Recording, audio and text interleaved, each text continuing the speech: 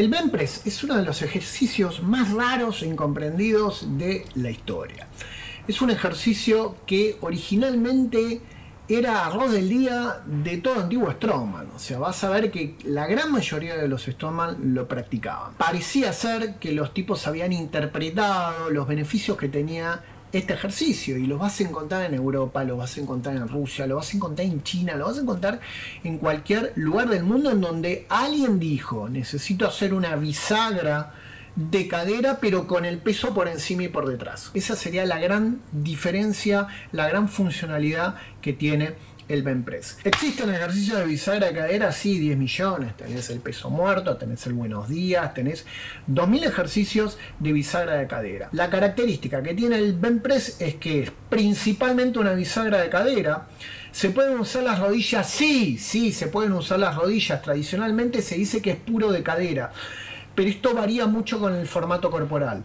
Vas a encontrar que los tipos con una relación de largo de miembro inferior y tronco lo van a tener más fácil simplemente flexionando la cadera, y otros tipos muy largos o con una relación diferente entre tronco y miembros inferiores van a tener que flexionar la cadera y van a tener que flexionar las rodillas.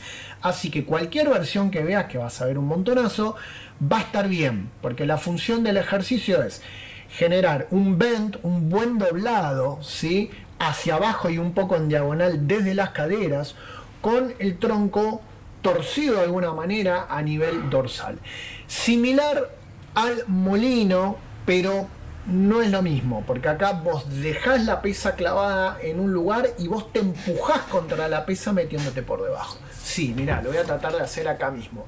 Yo apoyo la mano como si esto fuera el techo, como si el límite de la cámara fuera el techo, y empujando este límite yo me voy a meter por debajo en vez de tratar de empujar el techo. Originalmente entrenaba mucho con barras, luego con mancuernas, y en la actualidad bastante con kettlebell, que le va a agregar nuestro conocido elemento de inestabilidad, pero te va a permitir levantar cargas no tan pesadas. Bien, analicemos un poco del video algunos detalles.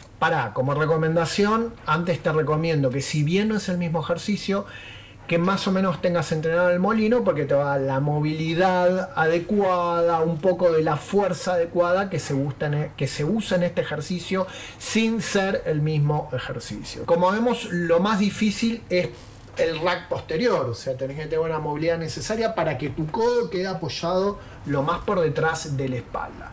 A partir de este momento la pesa no se mueve y vos tratás de meterte por debajo.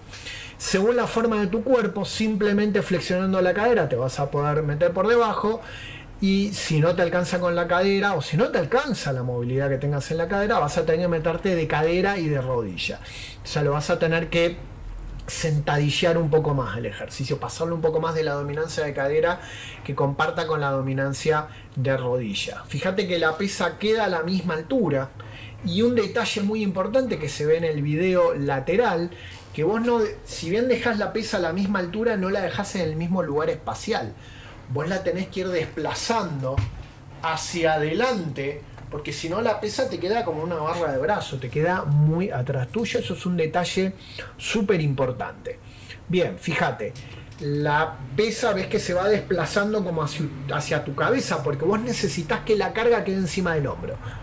Como la articulación principal responsable de este movimiento raro en el que vos te metés por debajo es el hombro, yo necesito que el peso quede encima de esa articulación. Para que quede encima de esa articulación, si bien dejo la pesa a una altura, mientras yo voy yendo para adelante, necesito que la pesa quede siempre encima del hombro, porque si no te sacas el hombro. Así que detalle importante del bench press: ir desplazando la pesa horizontalmente, pero no arriba y abajo. Mira, ahí encontré una buena manera de explicarlo. Este video podría haber durado 10 segundos. La pesa no se desplaza arriba y abajo, pero la pesa sí se desplaza atrás adelante. Fíjate, esto se puede hacer con cargas más pesadas en la medida que la técnica y la estructura te lo permita.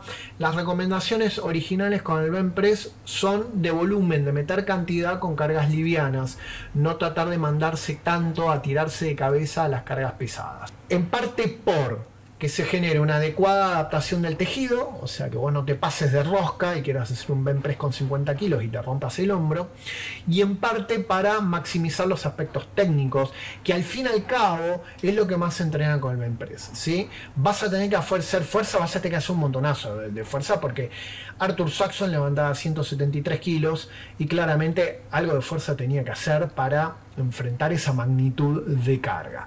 Pero lo más importante del bench press, no digo que no sea la fuerza porque la vas a necesitar, pero son los aspectos técnicos. Es qué tan pillo, qué tan vivo, qué tan tramposo seas vos para poder dejar la pesa en su lugar, empujarte y meterte vos por debajo de la pesa en vez de tratar de levantar la pesa.